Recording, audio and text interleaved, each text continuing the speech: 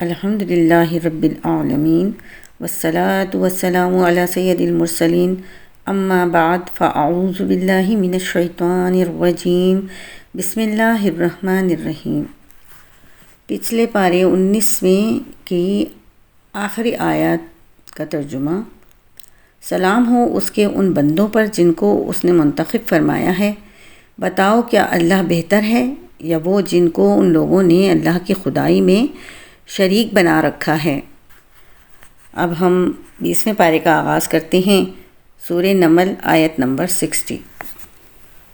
امن خلق السماوات والارض وانزل لکم من السماء ماء۔ بھلا وہ کون ہے جس نے آسمانوں اور زمین کو پیدا کیا اور تمہارے لیے آسمان سے پانی اتارا، پھر ہم نے اس پانی سے بارونق باغ اگائے۔ تمہارے بس میں نہیں تھا کہ تم ان کے درختوں کو اگا سکتے۔ کیا پھر بھی تم کہتے ہو کہ اللہ کے ساتھ کوئی اور خدا ہے؟ نہیں، بلکہ ان لوگوں نے راستے سے منہ موڑ رکھا ہے۔ بھلا وہ کون ہے جس نے زمین کو قرار کی جگہ بنایا اور اس کے بیچ بیچ میں دریا پیدا کیے اور اس کو ٹھہرانے کے لیے پہاڑ کی میخیں گاڑ دیں اور دو سمندروں کے درمیان ایک آڑ رکھ دی؟ کیا پھر بھی تم کہتے ہو کہ اللہ کے ساتھ کوئی اور خدا ہے؟ نہیں، بلکہ ان میں سے اکثر لوگ حقیقت سے ناواقف ہیں۔ بھلا وہ کون ہے کہ جب کوئی بے قرار اسے پکارتا ہے تو وہ اس کی دعا قبول کرتا ہے اور تکلیف دور کر دیتا ہے، اور جو تمہیں زمین کا خلیفہ بناتا ہے؟ کیا پھر بھی تم کہتے ہو کہ اللہ کے ساتھ کوئی اور خدا ہے؟ نہیں، بلکہ تم بہت کم نصیحت قبول کرتے ہو۔ بھلا وہ کون ہے جو خشکی اور سمندر کے اندھیروں میں تمہیں راستہ دکھاتا ہے، اور جو اپنی رحمت کی بارش سے پہلے ہوائیں بھیجتا ہے جو تمہیں بارش کی خوشخبری دیتی ہیں؟ کیا پھر بھی تم کہتے ہو کہ اللہ کے ساتھ کوئی اور خدا ہے؟ نہیں، بلکہ اللہ اس شرک سے بہت بالا و برتر ہے جس کا ارتکاب یہ لوگ کر رہے ہیں۔ بھلا وہ کون ہے جس نے ساری مخلوق کو پہلی بار پیدا کیا، پھر وہ اس کو دوبارہ پیدا کرے گا، اور جو تمہیں آسمان اور زمین سے رزق فراہم کرتا ہے؟ کیا پھر بھی تم کہتے ہو کہ اللہ کے ساتھ کوئی اور خدا ہے؟ کہو لاؤ اپنی کوئی دلیل اگر تم سچے ہو۔ کہہ دو کہ اللہ کے سوا آسمانوں اور زمین میں کسی کو بھی غیب کا علم نہیں ہے، اور لوگوں کو یہ بھی پتہ نہیں ہے کہ انہیں کب دوبارہ زندہ کیا جائے گا، بلکہ آخرت کے بارے میں ان کافروں کا علم بے بس ہو کر رہ گیا ہے، بلکہ وہ اس کے بارے میں شک میں مبتلا ہیں، بلکہ اس سے اندھے ہو چکے ہیں۔ جن لوگوں نے کفر اپنا لیا ہے وہ کہتے ہیں کہ کیا جب ہم اور ہمارے باپ دادا مٹی ہو چکے ہوں گے تو کیا اس وقت واقعی ہمیں قبروں سے نکالا جائے گا؟ ہم سے اور ہمارے باپ دادوں سے اس قسم کے وعدے پہلے بھی کیے گئے تھے، لیکن ان کی حقیقت اس کے سوا کچھ نہیں کہ یہ قصہ کہانیاں ہیں جو پرانے زمانے کے لوگوں سے نقل ہوتی چلی آ رہی ہیں۔ کہو کہ ذرا زمین میں سفر کر کے دیکھو کہ مجرموں کا انجام کیسا ہوا ہے، اور اے پیغمبر تم ان لوگوں پر غم نہ کرو، اور یہ جس مکاری کے مظاہرہ کر رہے ہیں ان کی وجہ سے گھٹن محسوس نہ کرو۔ یہ تم سے یوں کہتے ہیں کہ یہ وعدہ کب پورا ہوگا؟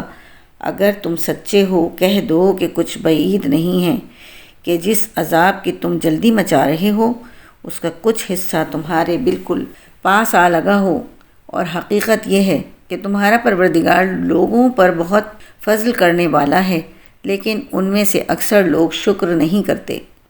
اور یقین رکھو کہ تمہارا پروردگار وہ ساری باتیں بھی جانتا ہے جو ان کے سینے چھپائے ہوئے ہیں، اور وہ باتیں بھی جو وہ اعلانیہ کرتے ہیں۔ اور آسمان اور زمین کی کوئی پوشیدہ چیز ایسی نہیں ہے جو ایک واضح کتاب میں درج نہ ہو۔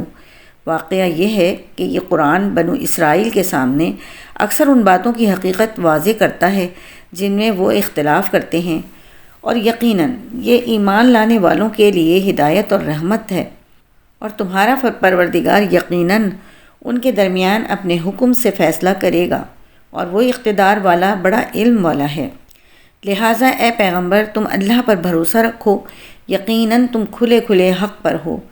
یاد رکھو کہ تم مردوں کو اپنی بات نہیں سنا سکتے، اور نہ تم بہروں کو اپنی پکار سنا سکتے ہو جب وہ پیٹھ پھیر کر چل کھڑے ہوں۔ اور نہ تم اندھوں کو ان کی گمراہی سے بچا کر راستے پر لا سکتے ہو۔ تم تو انہی لوگوں کو اپنی بات سنا سکتے ہو جو ہماری آیتوں پر ایمان لائیں، پھر وہی لوگ فرما بردار ہوں گے۔ اور جب ہماری بات پوری ہونے کا وقت ان لوگوں پر آ پہنچے گا تو ہم ان کے لیے زمین سے ایک جانور نکالیں گے جو ان سے بات کرے گا کہ لوگ ہماری آیتوں پر یقین نہیں رکھتے تھے۔ اور اس دن کو نہ بھولو جب ہم ہر امت میں سے ان لوگوں کی پوری فوج کو گھیر لائیں گے جو ہماری آیتوں کو جھٹلایا کرتے تھے، پھر ان کی جماعت بندی کی جائے گی، یہاں تک کہ جب سب آ جائیں گے تو اللہ کہے گا کہ کیا تم نے میری آیتوں کو پوری طرح سمجھے بغیر ہی جھٹلا دیا تھا، یا کیا کرتے رہے تھے؟ اور انہوں نے جو ظلم کیا تھا اس کی وجہ سے ان پر عذاب کی بات پوری ہو جائے گی، چنانچہ وہ کچھ بول نہیں سکیں گے۔ کیا انہوں نے دیکھا نہیں کہ ہم نے رات اس لیے بنائی ہے کہ وہ اس میں سکون حاصل کریں، اور دن اس طرح بنایا ہے کہ اس میں چیزیں دکھائی دیں؟ یقیناً اس میں ان لوگوں کے لیے بڑی نشانیاں ہیں جو ایمان لاتے ہیں۔ اور جس دن سور پھونکا جائے گا تو آسمانوں اور زمین کے سب رہنے والے گھبرا اٹھیں گے سوائے ان کے جنہیں اللہ چاہے گا، اور سب اس کے پاس جھکے ہوئے حاضر ہوں گے۔ تم آج پہاڑوں کو دیکھتے ہو تو سمجھتے ہو کہ یہ اپنی جگہ جمے ہوئے ہیں، حالانکہ اس وقت وہ اس طرح پھر رہے ہوں گے جیسے بادل پھرتے ہیں۔ یہ سب اللہ کی کاریگری ہے جس نے ہر چیز کو مستحکم طریقے سے بنایا ہے۔ یقیناً اسے پوری خبر ہے کہ تم کیا کام کرتے ہو۔ جو کوئی نیکی لے کر آئے گا اسے اس سے بہتر بدلہ ملے گا، اور ایسے لوگ اس دن ہر قسم کی گھبراہٹ سے محفوظ ہوں گے۔ اور جو کوئی برائی لے کر آئے گا تو ایسے لوگوں کو منہ کے بل آگ میں ڈال دیا جائے گا۔ تمہیں کسی اور بات کی نہیں، انہی اعمال کی سزا دی جائے گی جو تم کیا کرتے تھے۔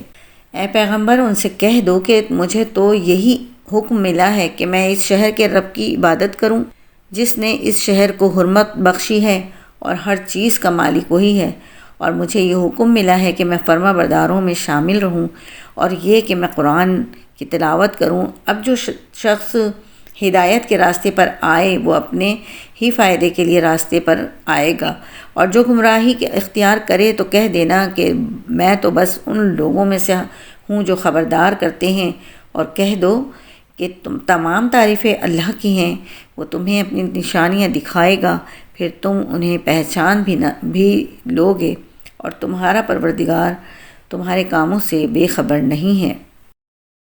الحمدللہ سورہ نمل کا ترجمہ یہاں اختتام کو پہنچتا ہے۔ اس میں اگر کوئی غلطی ہو گئی ہو تو اللہ تعالیٰ درگزر فرمائے اور دوسری صورتوں کو اپنی رضا سے پایۂ تکمیل تک پہنچانے کی توفیق عطا فرمائے، آمین یا رب العالمین۔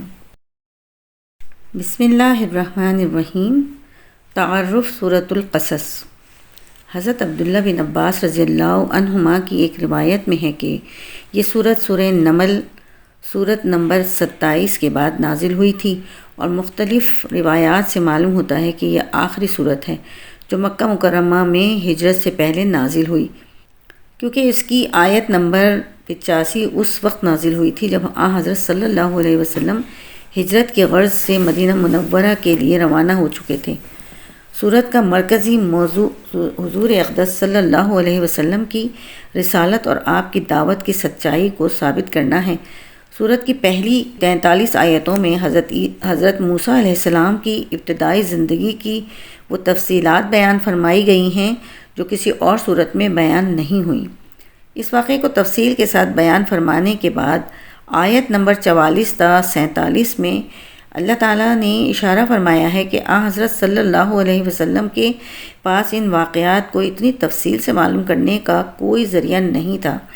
اس کے باوجود جب آپ یہ واقعات بیان فرما رہے ہیں تو اس سے یہ بات بالکل واضح ہو جاتی ہے کہ آپ پر اللہ تعالیٰ کی طرف سے وحی آتی ہے۔ کفار مکہ کی طرف سے آپ کی نبوت اور رسالت پر جو اعتراضات کیے جاتے تھے ان کا شافی جواب بھی اس صورت میں دیا گیا ہے، اور آپ کو تسلی دی گئی ہے کہ جو لوگ ضد پر اڑے ہوئے ہیں ان کے طرز عمل کی کوئی ذمہ داری آپ پر عائد نہیں ہوتی۔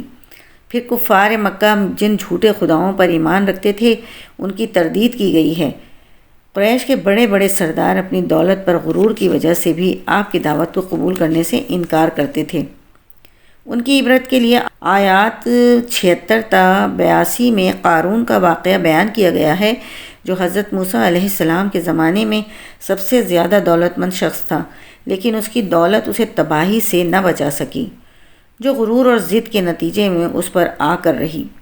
سورت کے آخر میں حضور اقدس صلی اللہ علیہ وسلم سے وعدہ کیا گیا ہے کہ اگرچہ اس وقت آپ بے سر و سامانی کی حالت میں مکہ مکرمہ چھوڑنے پر مجبور ہو رہے ہیں، لیکن اللہ تعالیٰ آپ کو فاتح کی حیثیت سے دوبارہ مکہ مکرمہ واپس آنے کا موقع عنایت فرمائے گا۔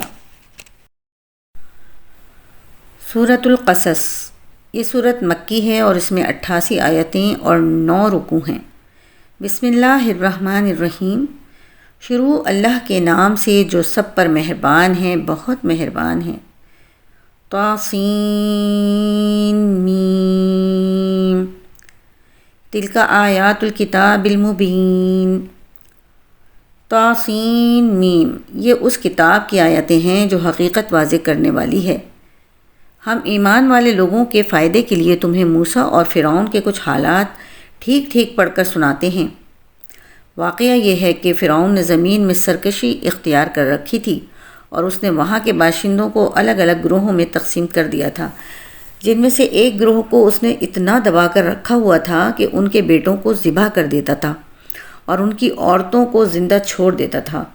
حقیقت یہ ہے کہ وہ ان لوگوں میں سے تھا جو فساد پھیلایا کرتے ہیں، اور ہم یہ چاہتے تھے کہ جن لوگوں کو زمین میں دبا کر رکھا گیا ہے ان پر احسان کریں، ان کی پیشوا بنیں، انہی کو ملک کو مال کا وارث بنا دیں اور انہیں زمین میں اقتدار عطا کریں، اور ان کی طرف سے فرعون، حامان اور ان کے لشکروں کو وہی کچھ دکھا دیں جس سے بچاؤ کی وہ تدبیریں کر رہے تھے۔ اور ہم نے موسیٰ کی والدہ کو الہام کیا کہ تم اس بچے کو دودھ پلاؤ، پھر جب تمہیں اس کے بارے میں کوئی خطرہ ہو تو اسے دریا میں ڈال دینا، اور ڈرنا نہیں اور نہ صدمہ کرنا، یقین رکھو ہم اسے واپس تمہارے پاس پہنچا کر رہیں گے اور اس کو پیغمبروں میں سے ایک پیغمبر بنائیں گے۔ اس طرح فرعون کے لوگوں نے اس بچے یعنی حضرت موسیٰ علیہ السلام کو اٹھا لیا تاکہ آخر کار وہ ان کے لیے دشمن اور غم کا ذریعہ بنے۔ بے شک فرعون، حامان اور ان کے لشکر بڑے خطا کار تھے، اور فرعون کی بیوی نے فرعون سے کہا کہ یہ بچہ میری اور تمہاری آنکھوں کی ٹھنڈک ہے، اسے قتل نہ کرو، کچھ بعید نہیں کہ یہ ہمیں فائدہ پہنچائے یا ہم اسے بیٹا بنا لیں۔ اور یہ فیصلہ کرتے وقت انہیں انجام کا پتہ نہیں تھا۔ ادھر موسیٰ کی والدہ کا دل بے قرار تھا، قریب تھا کہ وہ یہ سارا راز کھول دیتیں اگر ہم نے ان کے دل کو سنبھالا نہ ہوتا، تاکہ وہ ہمارے وعدے پر یقین کیے رہیں۔ اور انہوں نے موسیٰ کی بہن سے کہا کہ اس بچے کو کچھ سراغ لگاؤ، چنانچہ اس نے بچے کو دور سے اس طرح دیکھا کہ ان لوگوں کو پتہ نہیں چلا، اور ہم نے موسیٰ پر پہلے ہی سے یہ بندش لگا دی تھی کہ دودھ پلانے والیاں انہیں دودھ نہ پلا سکیں۔ اس لیے ان کی بہن نے کہا، کیا میں تمہیں ایسے گھر کا پتہ بتاؤں جس کے لوگ تمہارے لیے اس بچے کی پرورش کریں اور اس کے خیر خواہ رہیں۔ اس طرح ہم نے موسیٰ کو ان کی ماں کے پاس لوٹا دیا تاکہ ان کی آنکھ ٹھنڈی رہے اور وہ غمگین نہ ہوں، اور تاکہ انہیں اچھی طرح معلوم ہو جائے کہ اللہ کا وعدہ سچا ہے، لیکن اکثر لوگ نہیں جانتے۔ اور جب موسیٰ اپنی بھرپور توانائی کو پہنچے اور پورے جوان ہو گئے تو ہم نے انہیں حکمت اور علم سے نوازا، اور نیک لوگوں کو ہم یوں ہی صلہ دیا کرتے ہیں۔ اور ایک دن وہ شہر میں ایسے وقت داخل ہوئے جب اس کے باشندے غفلت میں تھے، تو انہوں نے دیکھا کہ وہاں 2 آدمی لڑ رہے ہیں، ایک تو ان کی اپنی برادری کا تھا اور دوسرا ان کا دشمن قوم کا۔ اب جو شخص ان کی برادری کا تھا اس نے انہیں ان کی دشمن قوم کے آدمی کے مقابلے میں مدد کے لیے پکارا۔ اس پر موسیٰ نے اس کو ایک مکہ مارا جس نے اس کا کام تمام کر دیا۔ پھر انہوں نے پچھتا کر کہا کہ یہ تو کوئی شیطان کی کارروائی ہے، حقیقت یہ ہے کہ وہ ایک کھلا دشمن ہے جو غلط راستے پر ڈال دیتا ہے۔ کہنے لگے، میرے پروردگار، میں نے اپنی جان پر ظلم کر لیا، آپ مجھے معاف فرما دیجئے۔ چنانچہ اللہ نے انہیں معاف کر دیا، یقیناً وہی ہے جو بہت بخشنے والا، بڑا مہربان ہے۔ موسیٰ نے کہا، میرے پروردگار، آپ نے جو مجھ پر انعام کیا ہے تو میں آئندہ کبھی مجرموں کا مددگار نہیں بنوں گا۔ پھر صبح کے وقت وہ شہر میں ڈرتے ڈرتے حالات کا جائزہ لے رہے تھے، اتنے میں دیکھا کہ جس شخص نے کل ان سے مدد مانگی تھی وہ پھر انہیں فریاد کے لیے پکار رہا ہے۔ موسیٰ نے اس سے کہا کہ معلوم ہوا کہ تم کھلم کھلا شریر آدمی ہو۔ پھر جب انہوں نے اس شخص کو پکڑنے کا ارادہ کیا جو ان دونوں کا دشمن تھا تو اس اسرائیلی نے کہا، موسیٰ کیا تم مجھے بھی اسی طرح قتل کرنا چاہتے ہو جیسے تم نے کل ایک آدمی کو قتل کر دیا تھا؟ تمہارا مقصد اس کے سوا کچھ نہیں کہ تم زمین میں اپنی زبردستی جماؤ اور تم مسلح بننا نہیں چاہتے۔ اور اس کے بعد یہ ہوا کہ شہر کے بالکل دور دراز علاقے سے ایک شخص دوڑتا ہوا آیا۔ اس نے کہا کہ موسیٰ سردار لوگ تمہارے بارے میں مشورے کر رہے ہیں کہ تمہیں قتل کر ڈالیں، اس لیے تم یہاں سے نکل جاؤ۔ یقین رکھو کہ میں تمہارا خیر خواہوں میں سے ہوں۔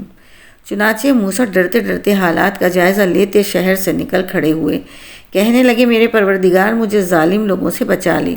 اور جب انہوں نے مدین کی طرف رخ کیا تو کہا کہ مجھے پوری امید ہے کہ میرا پروردگار مجھے سیدھے راستے پر ڈال دے گا۔ اور جب وہ مدین کے کنویں پر پہنچے تو دیکھا کہ اس پر ایسے لوگوں کا ایک مجمع ہے جو اپنے جانوروں کو پانی پلا رہے ہیں، اور دیکھا کہ ان سے پہلے دو عورتیں ہیں جو اپنے جانوروں کو روکے کھڑی ہیں۔ موسیٰ نے ان سے کہا تم کیا چاہتی ہو؟ ان دونوں نے کہا ہم اپنے جانوروں کو اس وقت تک پانی نہیں پلا سکتی جب تک سارے چرواہے پانی پلا کر نکل نہیں جاتے، اور ہمارے والد بہت بوڑھے آدمی ہیں۔ اس پر موسیٰ نے ان کی خاطر ان کے جانوروں کو پانی پلا دیا، پھر مڑ کر ایک سائے کی جگہ چلے گئے اور کہنے لگے میرے پروردگار جو کوئی بہتری تو مجھ پر اوپر سے نازل کر دے میں اس کا محتاج ہوں۔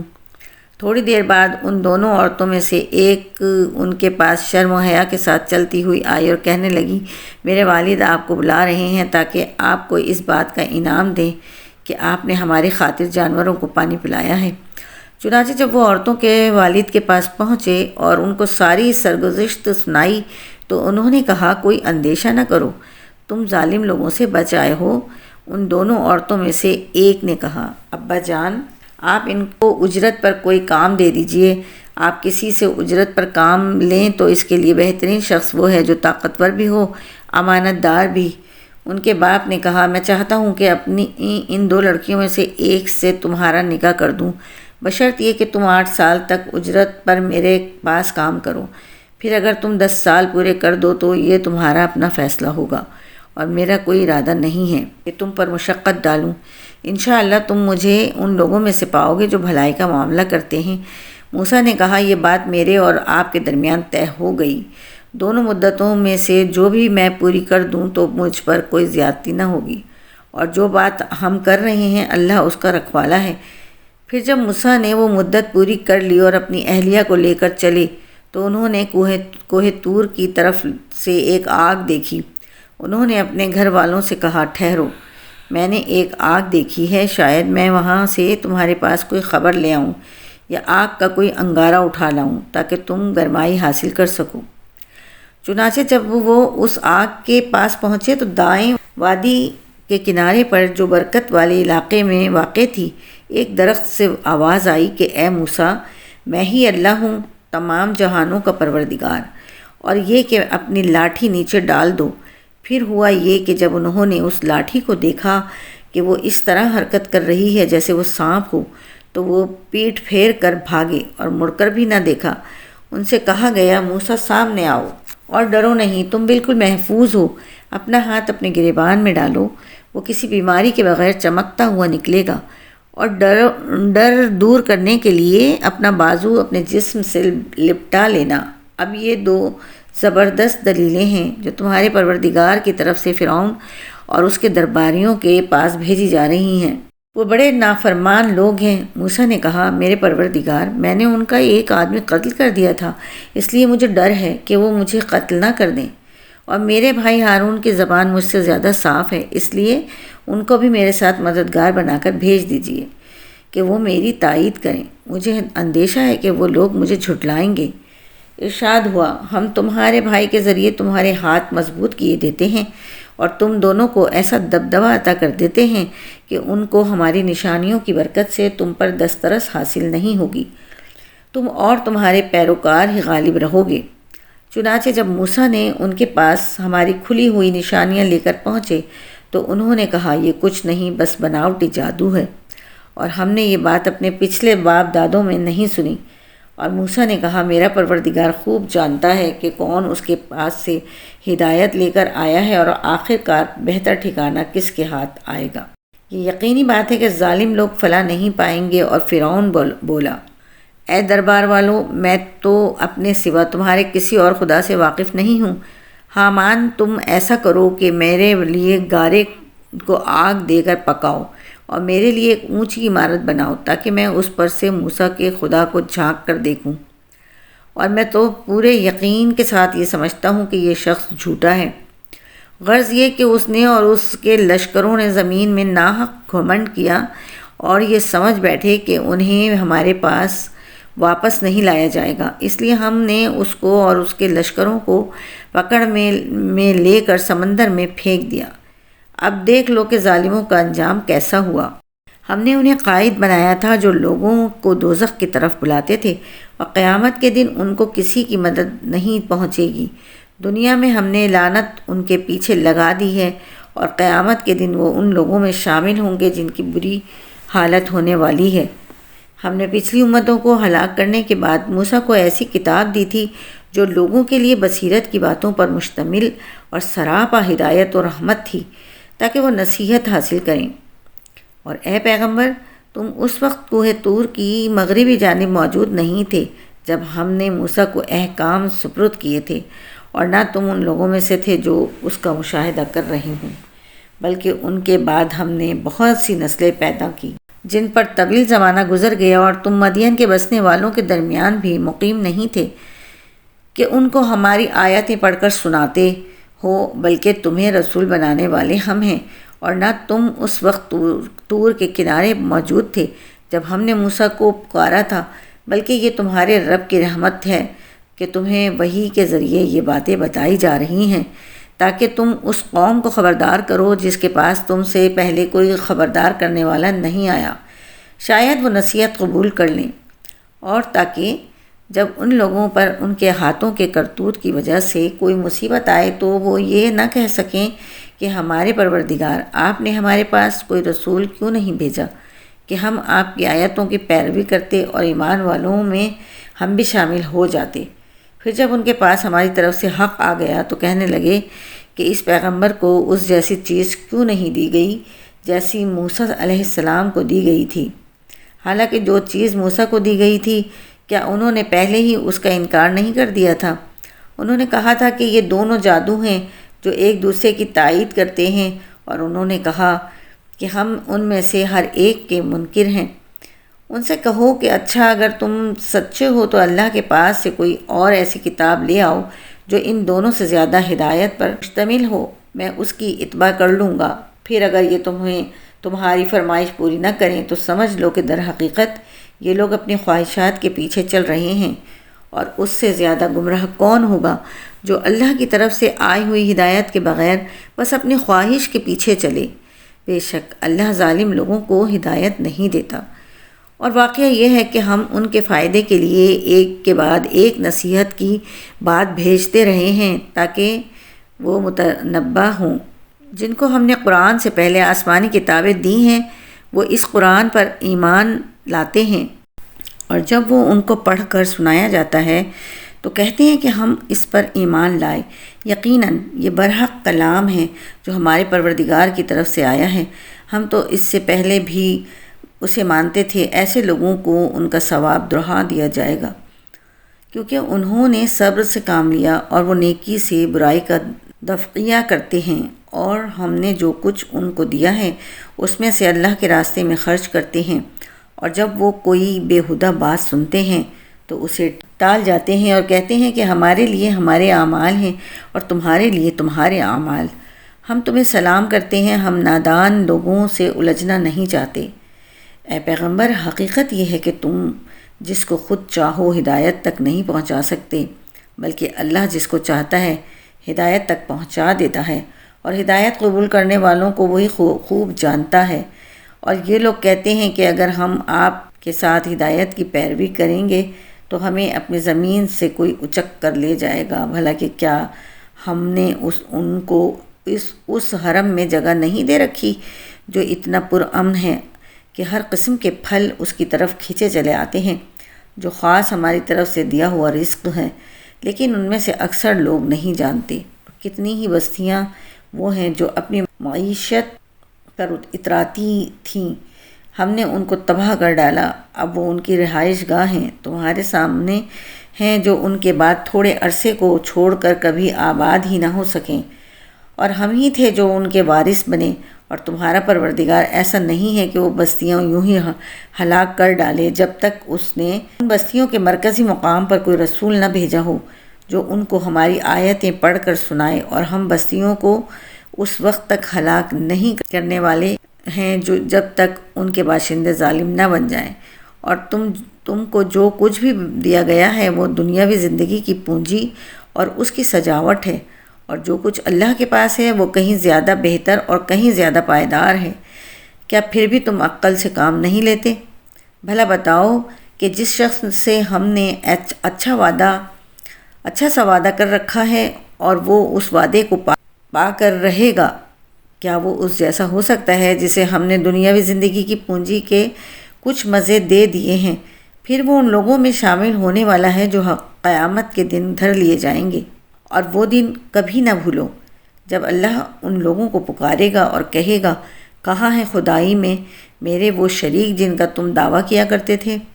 جن کے خلاف اللہ کی بات پوری ہو چکی ہوگی وہ کہیں گے، اے ہمارے پروردگار، یہ لوگ جن کو ہم نے گمراہ کیا تھا ہم نے ان کو اسی طرح گمراہ کیا جیسے ہم خود گمراہ ہوئے۔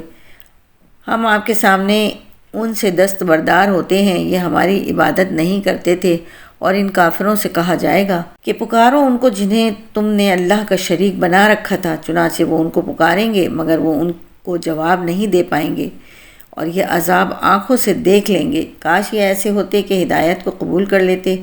اور وہ دن بھی ہرگز نہ بھولو جب اللہ ان کو پکارے گا اور کہے گا، تم نے پیغمبروں کو کیا جواب دیا تھا؟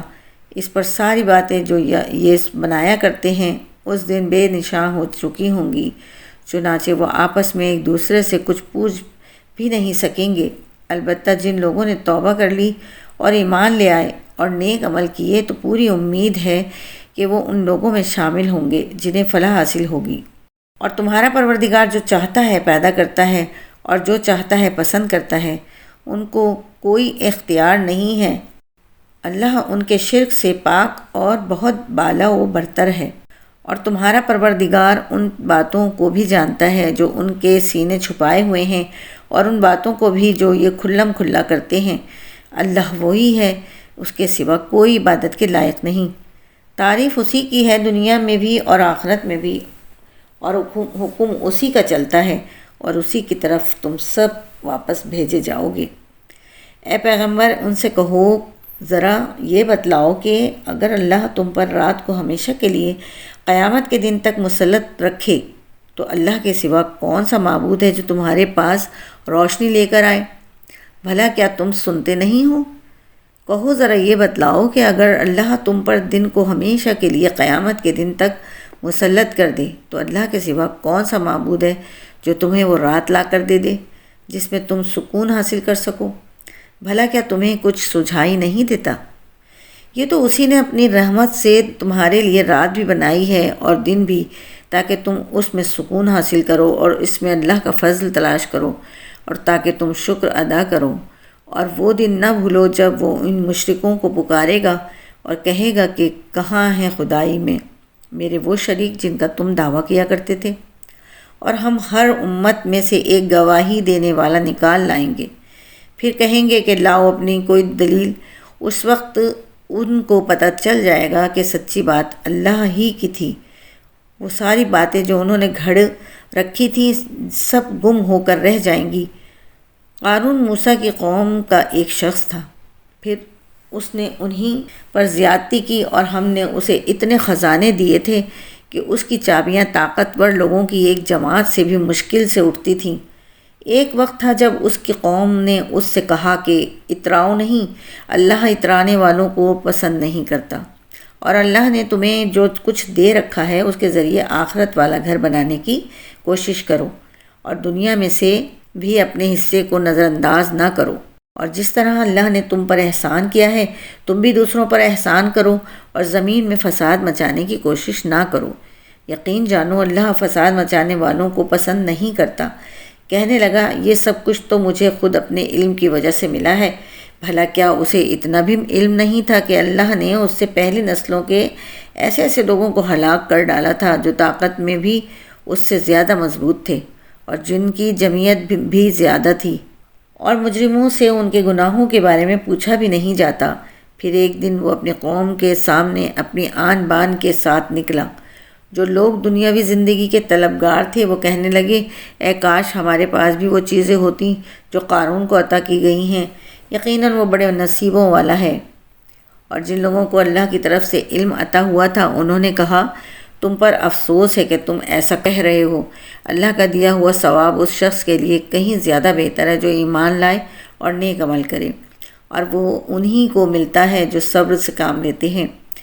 پھر ہوا یہ کہ ہم نے اسے اور اس کے گھر کو زمین میں دھسا دیا، پھر اسے کوئی ایسا گروہ میسر نہ آیا جو اللہ کے مقابلے میں اس کی مدد کرتا، اور نہ وہ خود اپنا بچاؤ کر سکا۔ اور کل جو لوگ اس جیسا ہونے کی تمنا کر رہے تھے کہنے لگے اوہو، پتہ چل گیا کہ اللہ اپنے بندوں میں سے جس کے لیے چاہتا ہے رزق میں وسعت کر دیتا ہے اور جس کے لیے چاہتا ہے تنگی کر دیتا ہے۔ اگر اللہ نے ہم پر احسان نہ کیا ہوتا تو وہ ہمیں بھی زمین میں دھسا دیتا۔ اوہو، پتہ چل گیا کہ کافر لوگ فلاح نہیں پاتے۔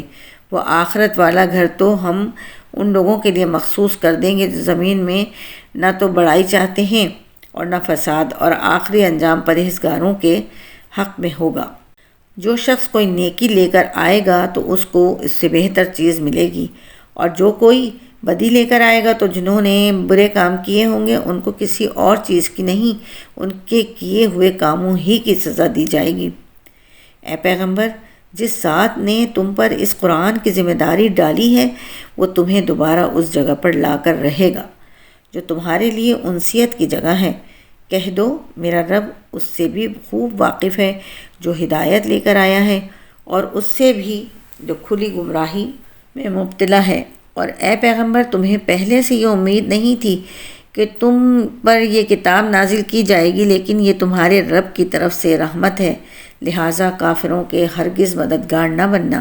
اور جب اللہ کی آیتیں تم پر نازل کر دی گئی ہیں تو اس کے بعد یہ لوگ تمہیں ہرگز ان پر عمل کرنے سے روکنے نہ پائیں، اور تم اپنے رب کی طرف لوگوں کو دعوت دیتے رہو اور ہرگز ان مشرکین میں شامل نہ ہونا، اور اللہ کے ساتھ کسی اور معبود کو نہ پکارو، اس کے سوا کوئی معبود نہیں ہے، ہر چیز فنا ہونے والی ہے سوائے اس کی ذات کے، حکومت اسی کی ہے اور اسی کی طرف تمہیں لوٹایا جائے گا۔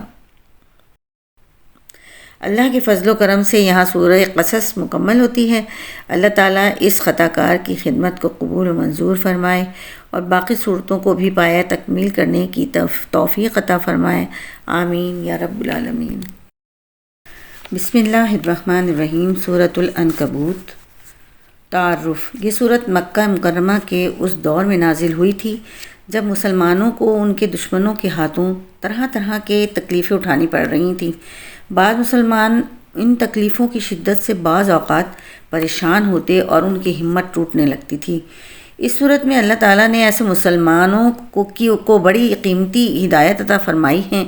اول تو صورت کے بالکل شروع میں فرمایا گیا ہے کہ اللہ تعالیٰ نے مومنوں کے لیے جو جنت تیار فرمائی ہے وہ اتنی سستی نہیں ہے کہ کسی تکلیف کے بغیر حاصل ہو جائے۔ ایمان لانے کے بعد انسان کو مختلف آزمائشوں سے گزرنا ہی پڑتا ہے۔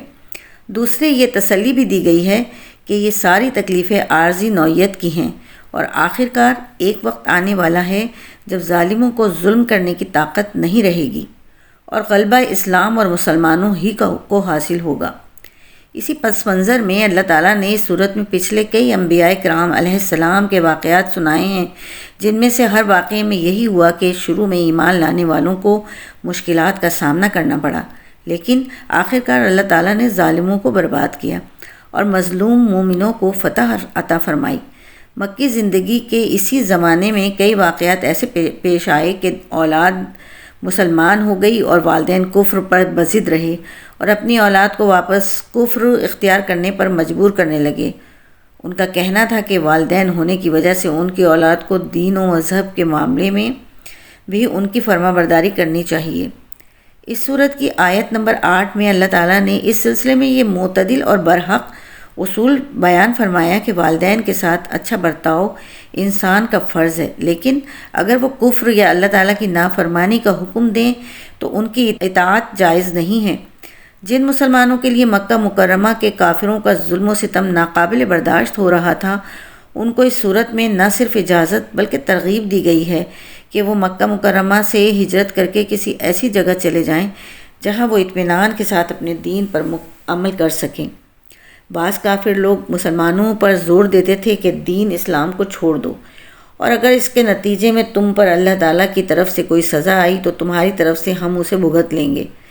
اس صورت کی آیت نمبر 12 اور 13 اس لغو پیشکش کی حقیقت واضح کر دی گئی ہے کہ آخرت میں کوئی شخص کسی دوسرے کے گناہوں کا بوجھ نہیں اٹھا سکے گا۔ اس کے علاوہ توحید، رسالت اور آخرت کے دلائل بھی اس صورت میں بیان ہوئے ہیں، اور اس سلسلے میں جو اعتراضات کافروں کی طرف سے اٹھائے جاتے تھے ان کا جواب بھی دیا گیا ہے۔ عنکبوت عربی میں مکڑی کو کہتے ہیں، اور اس صورت کی آیت نمبر 41 میں اللہ تعالیٰ نے فرمایا ہے کہ مشرکین کی مثال ایسی ہے جیسے کسی نے مکڑی کے جالے پر بھروسہ کر رکھا ہو، اس لیے اس صورت کا نام سورہ عنکبوت ہے۔ سورۃ العنکبوت یہ صورت مکی ہے اور اس میں 69 آیتیں اور 7 رکوع ہیں۔ بسم اللہ الرحمن الرحیم۔ شروع اللہ کے نام سے جو سب پر مہربان ہے، بہت مہربان ہے۔ الف لام میم۔ احسب الناس ان یترکوا ان یقولوا آمنا وهم لا یفتنون۔ الف لام میم۔ کیا لوگوں نے یہ سمجھ رکھا ہے کہ انہیں یوں ہی چھوڑ دیا جائے گا کہ بس وہ یہ کہہ دیں گے کہ ہم ایمان لے آئے اور ان کو آزمایا نہ جائے، حالانکہ ہم نے ان سب کی آزمائش کی ہے جو ان سے پہلے گزر چکے ہیں۔ لہٰذا اللہ ضرور معلوم کر کے رہے گا کہ کون لوگ ہیں جنہوں نے سچائی سے کام لیا ہے، اور وہ یہ بھی معلوم کر کے رہے گا کہ کون لوگ جھوٹے ہیں۔ جن لوگوں نے برے برے کام کیے ہیں، کیا وہ یہ سمجھتے ہیں کہ وہ ہم سے بازی لے جائیں گے؟ بہت برا اندازہ ہے جو وہ لگا رہے ہیں۔ جو شخص اللہ سے جا ملنے کی امید رکھتا ہو، اسے یقین رکھنا چاہیے کہ اللہ کی مقرر کی ہوئی میعاد ضرور آ کر رہے گی، اور وہی ہے جو ہر بات سنتا، ہر چیز جانتا ہے۔ اور جو شخص بھی ہمارے راستے میں محنت اٹھاتا ہے وہ اپنے ہی فائدے کے لیے محنت اٹھاتا ہے۔ یقیناً اللہ تمام دنیا جہان کے لوگوں سے بے نیاز ہے۔ اور جو لوگ ایمان لے آئے ہیں اور انہوں نے نیک عمل کیے ہیں، ہم ان کی خطاؤں کو ضرور ان سے جھاڑ دیں گے، اور جو عمل وہ کرتے رہے ہیں ان کا بہترین بدلہ انہیں ضرور دیں گے۔ اور ہم نے انسان کو حکم دیا ہے کہ وہ اپنے والدین کے ساتھ اچھا سلوک کرے، اور اگر وہ تم پر زور ڈالیں کہ تم میرے ساتھ کسی ایسے معبود کو شریک ٹھہراؤ جس کے بارے میں تمہارے پاس کوئی دلیل نہیں ہے، تو ان کا کہنا مت مانو۔ میری ہی طرف تم سب کو لوٹ کر آنا ہے، اس وقت میں تمہیں بتاؤں گا کہ تم کیا کرتے رہے ہو۔ اور جو لوگ ایمان لائے ہیں اور انہوں نے نیک عمل کیے ہیں، ہم انہیں ضرور نیک لوگوں میں شامل کریں گے۔ اور کچھ لوگ ایسے ہیں کہ وہ کہہ دیتے ہیں کہ ہم اللہ پر ایمان لے آئے ہیں، پھر جب ان کو اللہ کے راستے میں کوئی تکلیف پہنچائی جاتی ہے تو وہ لوگوں کی پہنچائی ہوئی تکلیف کو ایسا سمجھتے ہیں جیسا اللہ کا عذاب۔ اور اگر کبھی تمہارے پروردگار کی طرف سے کوئی مدد ان مسلمانوں کے پاس آ گئی ہے تو وہ ضرور یہ کہیں گے کہ ہم تو تمہارے ساتھ تھے۔ بھلا کیا اللہ کو وہ باتیں اچھی طرح معلوم نہیں ہیں جو سارے دنیا جہان کے لوگوں کے سینوں میں چھپی ہیں؟ اور اللہ تعالیٰ ضرور معلوم کر کے رہے گا کہ کون لوگ ایمان لائے ہیں، اور وہ ضرور معلوم کر کے رہے گا کہ کون لوگ منافق ہیں۔ اور جن لوگوں نے کفر اپنا لیا ہے انہوں نے ایمان والوں سے کہا ہے کہ ہمارے راستے کے پیچھے چلو تو ہم تمہاری خطاؤں کا بوجھ اٹھا لیں گے، حالانکہ وہ ان کی خطاؤں کا ذرا بھی بوجھ نہیں اٹھا سکتے، اور یہ لوگ یقیناً بالکل جھوٹے ہیں۔ اور وہ اپنے گناہوں کے بوجھ بھی ضرور اٹھائیں گے، اور اپنے بوجھ کے ساتھ کچھ اور بوجھ بھی۔ یہ لوگ جتنے جھوٹ گھڑا کرتے ہیں، قیامت کے دن ان سے ان سب کی باس پرس ضرور کی جائے گی۔ اور ہم نے نوح کو ان کی قوم کے پاس بھیجا تھا، چنانچہ 50 کم 1000 سال تک وہ ان کے درمیان رہے، پھر ان کو طوفان نے آ پکڑا اور وہ ظالم لوگ تھے۔ پھر ہم نے نوح کو اور کشتی والوں کو بچا لیا، اور ہم نے اس کو دنیا جہان والوں کے لیے ایک عبرت بنا دیا۔ اور ہم نے ابراہیم کو بھیجا جبکہ انہوں نے اپنی قوم سے کہا تھا کہ اللہ کی عبادت کرو اور اس سے ڈرو، یہی بات تمہارے لیے بہتر ہے۔ اگر تم سمجھ سے کام لو، جو کچھ تم کرتے ہو وہ یہ ہے کہ اللہ کو چھوڑ کر تم بتوں کو پوجتے ہو اور جھوٹی باتیں گھڑتے ہو۔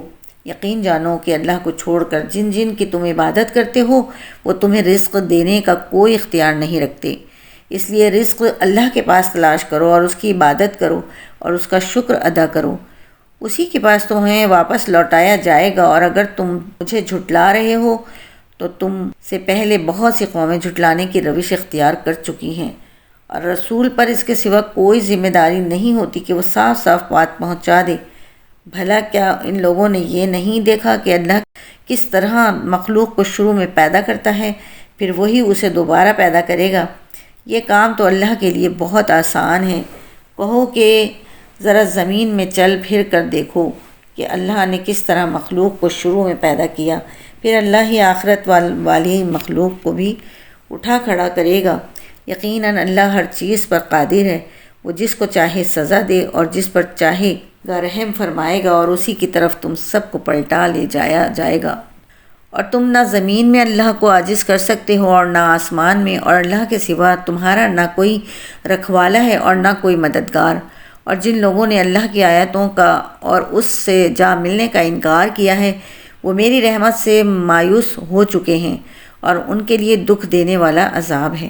غرض ابراہیم کی قوم کا جواب اس کے سوا کچھ نہیں تھا کہ انہوں نے کہا قتل کر ڈالو اس کو یا جلا ڈالو اسے۔ پھر اللہ نے ابراہیم کو آگ سے بچایا۔ یقیناً اس واقعے میں ان لوگوں کے لیے بڑی عبرتیں ہیں جو ایمان لاتے ہیں۔ اور ابراہیم نے یہ بھی کہا کہ تم نے اللہ کو چھوڑ کر بتوں کو خدا مانا ہوا ہے، جس کے ذریعے دنیاوی زندگی میں تمہارے آپس کی دوستی قائم ہے، پھر قیامت کے دن تم ایک دوسرے کا انکار کرو گے اور ایک دوسرے پر لعنت بھیجو گے، اور تمہارا ٹھکانہ دوزخ ہوگا، اور تمہیں کسی بھی طرح کے مددگار میسر نہیں ہوں گے۔ پھر لوط ان پر ایمان لائے، اور ابراہیم نے کہا کہ میں اپنے پروردگار کی طرف ہجرت کر کے جا رہا ہوں، وہی ہے جس کا اقتدار بھی کامل ہے، حکمت بھی کامل، اور ہم نے انہیں اسحاق اور یعقوب جیسے بیٹے عطا فرمائے، اور ان کی اولاد میں نبوت اور کتاب کا سلسلہ جاری رکھا، اور ان کا اجر ہم نے انہیں دنیا میں بھی دیا، اور یقیناً آخرت میں ان کا شمار صالحین میں ہوگا۔ اور ہم نے لوط کو بھیجا جبکہ انہوں نے اپنی قوم سے کہا حقیقت یہ ہے کہ تم ایسی بے حیائی کا کام کرتے ہو جو تم سے پہلے دنیا جہان میں کسی نے نہیں کیا۔ کیا تم مردوں کے پاس جاتے ہو اور راستوں میں ڈاکے ڈالتے ہو اور اپنی بھری مجلس میں بدی کا ارتکاب کرتے ہو؟ پھر ان کی قوم کے لوگوں کے پاس اس کے سوا کوئی جواب نہیں تھا کہ انہوں نے کہا لے آؤ ہم پر اللہ کا عذاب اگر تم سچے ہو۔ لوط نے کہا میرے پروردگار ان مفسد لوگوں کے مقابلے میں میری مدد فرمائیے۔ اور جب ہمارے بھیجے ہوئے فرشتے ابراہیم کے پاس ان کا بیٹا ہونے کی خوشخبری لے کر پہنچے تو انہوں نے کہا کہ ہم اس بستی والوں کو ہلاک کرنے والے ہیں، حقیقت یہ ہے کہ اس کے باشندے بڑے ظالم بنے ہوئے ہیں۔ ابراہیم نے کہا اس بستی میں تو لوط موجود ہے۔ فرشتوں نے کہا ہمیں خوب معلوم ہے کہ اس میں کون ہے، ہم انہیں اور ان کے متعلقین کو ضرور بچا لیں گے، سوائے ان کی بیوی کے کہ وہ ان لوگوں میں شامل رہے گی جو پیچھے رہ جائیں گے۔ اور جب ہمارے بھیجے ہوئے فرشتے لوط کے پاس پہنچے تو لوط ان کی وجہ سے سخت پریشان ہوئے اور ان کی وجہ سے ان کا دل تنگ ہونے لگا۔ ان فرشتوں نے کہا آپ نہ ڈریے اور نہ غم کیجیے، ہم آپ کو اور آپ کے متعلقین کو بچا لیں گے، سوائے آپ کی بیوی کے جو پیچھے رہ جانے والوں میں شامل رہے گی۔ اس بستی کے باشندے جو بدکاریاں کرتے رہے ہیں ان کی وجہ سے ہم ان پر آسمان سے عذاب نازل کرنے والے ہیں، اور ہم نے اس بستی کی کچھ کھلی نشانی ان لوگوں کے لیے چھوڑ دی ہے جو سمجھ سے کام لیں۔ اور مدین کی طرف ہم نے ان کے بھائی شعیب کو بھیجا، چنانچہ انہوں نے کہا میری قوم کے لوگوں اللہ کی عبادت کرو اور آخرت والے دن کی امید رکھو، اور زمین میں فساد پھیلاتے مت پھرو۔ پھر ہوا یہ کہ ان لوگوں نے شعیب کو جھٹلایا، چنانچہ زلزلے نے ان کو آ پکڑا اور وہ اپنے گھر میں اوندھے پڑے رہ گئے۔ اور ہم نے عاد اور سمود کو بھی ہلاک کیا، اور ان کی تباہی تم پر ان کے گھروں سے واضح ہو چکی ہے۔ اور شیطان نے ان کے اعمال کو ان کی نگاہوں میں خوشنما بنا کر انہیں راہ راست سے روک دیا تھا، حالانکہ وہ سوجھ بوجھ کے لوگ تھے۔ اور قارون، فرعون اور حامان کو بھی ہم نے ہلاک کیا۔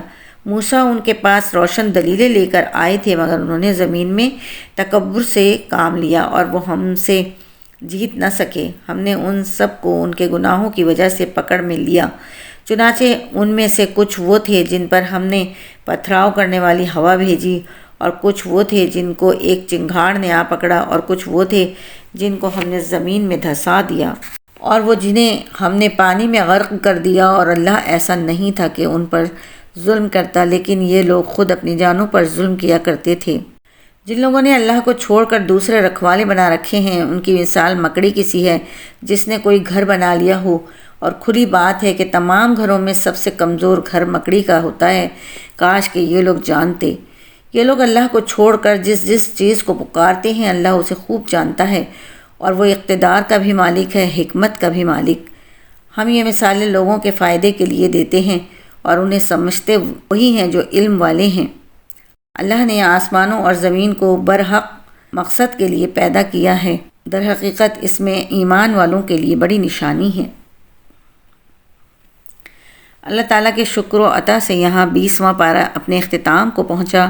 اللہ تعالیٰ ہمیں قرآن پاک کو پڑھنے، سننے اور سمجھنے اور اس پر عمل کرنے کی توفیق عطا فرمائے۔ آمین یا رب العالمین۔